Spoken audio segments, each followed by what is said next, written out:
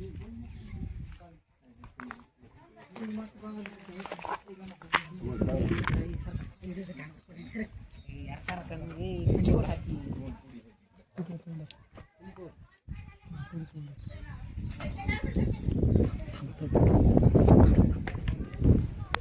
नमस्कार भावांनो, स्वागत आहे तुमचं आपल्या नवीन व्हिडिओमध्ये. तर मित्रांनो, आता सकाळचे 10 वाजलेत आणि घरातली सगळी कामं विमा आवरावरी चालू आहे. बायको सगळी कामं करायली, स्वयंपाक धुणं भांडी ते सगळं झालंय. आई गेली कामाला आणि वडील पण गेलेत शाळेकडे. काल मी शाळेकडे गेलो होतो, आज म्हणजे थोडं काम असल्यामुळे आज मी घरीच आहे. तर चला तुम्हाला थोडं घरातलं म्हणजे पूर्ण वातावरण दाखवतो. आता श्रावण मास आरंभ झालाय, त्यानिमित्त तुम्हा सर्वांना श्रावण महिन्याच्या हार्दिक शुभेच्छा. तर चला आपल्या ब्लॉगला स्टार्ट होत आहे सकाळच्या 10 वाजल्यापासून. तर भावांनो, बाहेर आता सगळं ऊन पडलंय कडक.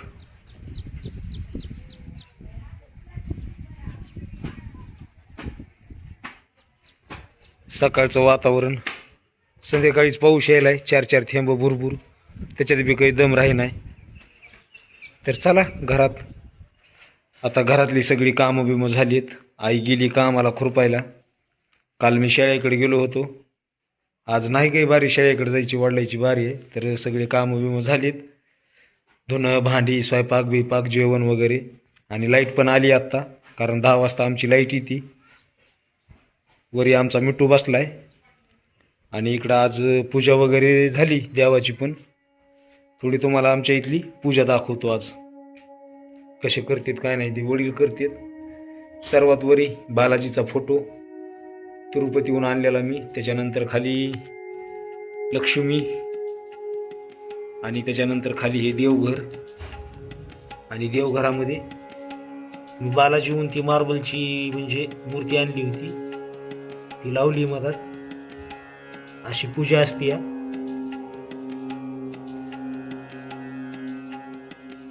तर थोडं मध्ये जाऊन पण दाखवतो तुम्हाला कसं आहे काय नाही ते. आणि ही जी समोरची मूर्ती आहे महादेव, हे आमच्या परळीच्या वैजनाथ आहेत. परत हे म्हणजे पूर्ण असं देवांचं देवार आहे आमचा, बघू शकता. आणि मग हे इकडं महादेव, परत लक्ष्मी आणि ही परडी. तर तुम्हाला आमची देवपूजा कशी वाटली काय नाही कमेंट करून नक्की सांगा.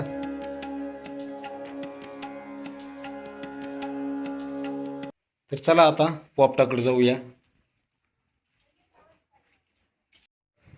तर आमचा पोपट म्हणजे भाकर बिकर काही तसलं खात नाही, त्याला खाण्यासाठी फळं लागतात. आता फळं आणलीत आणि कोणते कोणते फळं आणली ते तुम्हाला दाखवतो. म्हणजे ते काय काय खातंय बघा, टमाटर मिरची असं काही पण खातंय. तर फ्रीजमध्ये हे पेरू आणलीत त्याच्यासाठी, एक पेरू बस झाला त्याला. म्हणजे छोटाच घेऊ, कारण ते वाटोळं खूप करतंय, खातंय कमी आणि जास्त वाटोळं करतंय.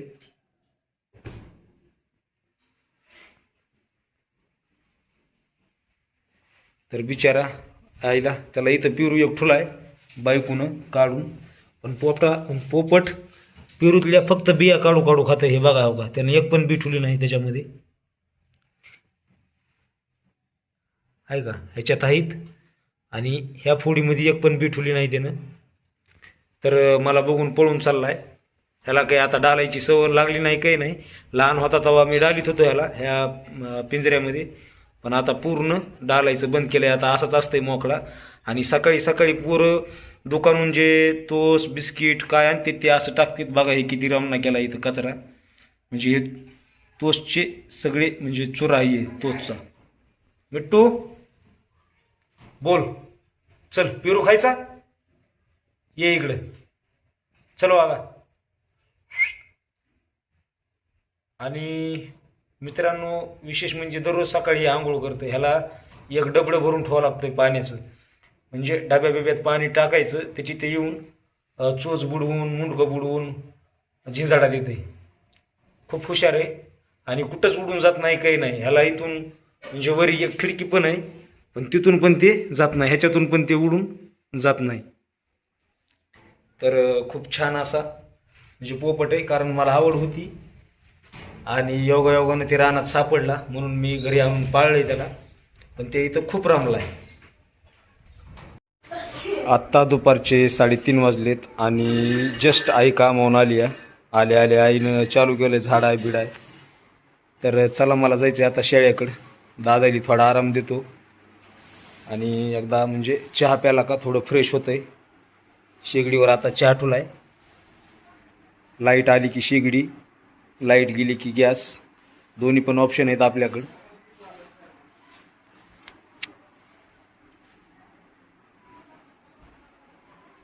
आणि इकडे चालू आहे आपलं बायकोचं खट्या आपलं खटडम ब्लाऊज वगैरे शिवायचं काम. तर बाहेर साप निघालाय म्हणून चला बघूया.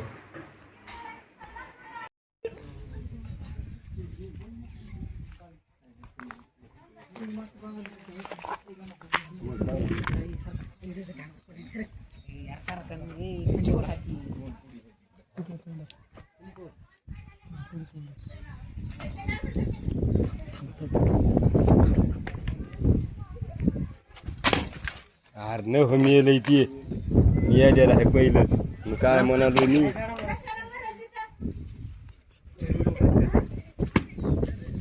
बट मेले का जिवंत आहे? मिळालेलंच आहे रे. हल्लं बी नाही डुललं बी नाही आणि नाही मिळाले म्हणलं तर मिळालेलं आहे. मिळालेलं आहे गोंडी इकडे गोटी पोचत गोट्या कसं काय मिळे बाबा? हा उचल बरं करा. तिकडे जायची नको ते नको एखादा काय तुला ब्याला असलं का पुढे तू नाही ती माशा आहे, चालत मेले म्हणल्यावर कोबरा आहे का? तुला तू इकडे आहे म्हणलं का तिकडे आहे म्हणलं तुला मी तोंड किती होतं त्याचं शेपूट आहे इथं त्या ह्यानं उचल ह्यानं शेपूट आहे ते कोबरा आहे का? मिळालेलं आहे रे ते मिळालं आहे ही शेपूट इथं आहे तोंड इथं टाका नेऊन तिकडे आता कशाने मेले किंवा मायला मायला मुंगसानं तोडलं काही आकडा आहे का कुठं आहे?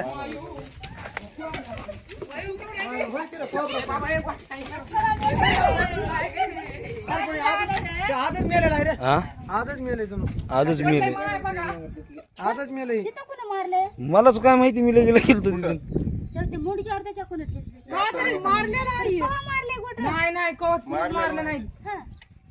ते हाय तसं पसरलंय का हाय तसंच होतं काय झालं असं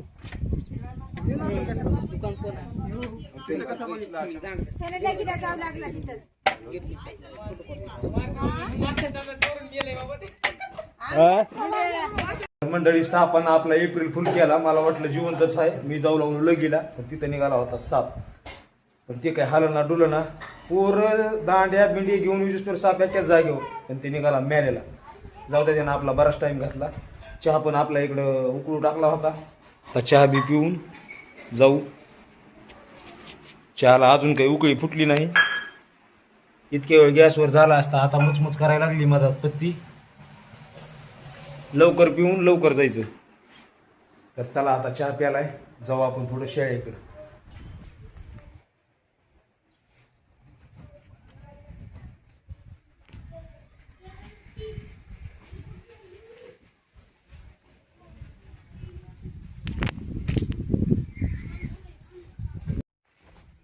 चला जस्ट आता आलो इथं दादा शेळ्या चारायलेत. इथंच गावच्या म्हणजे शेजारी हे आमचं गाव दिसायलेलं.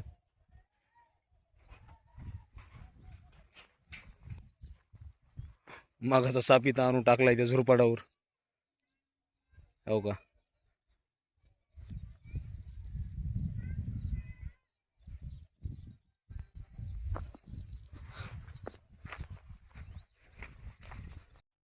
हे इथं आपल्या शेळ्या आता खायल्यात गवतामध्ये. 2 शेळ्या आणि 2 पिल्ले आहेत. बाकी काही नाही. आईचं लय आहे इकडे. कुरडू गवत आगारडा झाडं झुडपं सगळं. बाकी हे असा व्ह्यू आहे आमच्या इकडचा.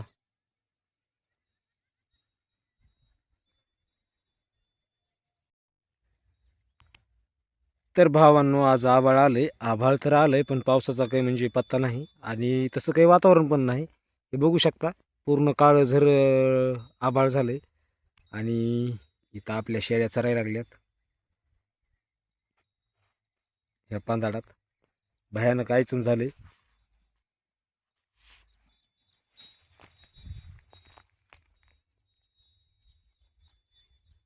हर्य चल, आता 2-4 थेंब काय पडले लगेच शिळी तेव्हा का वरी घरी निघायला लागली आहे. म्हणजे सगळ्यात आधी तीच वाट दाखवती आहे. इथं खायला आहे मस्तपैकी, खावा अजून 1-1.5 घंटा अजून, म्हणजे टाइम पण झाला नाही घरी लवकर जायचा. इथं आयचं नाही मारणाचं, की कसलं आयचं नाही इथं. ये चल.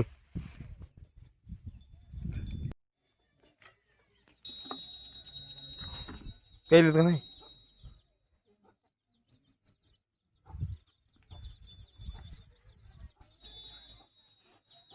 झाले आता आराम.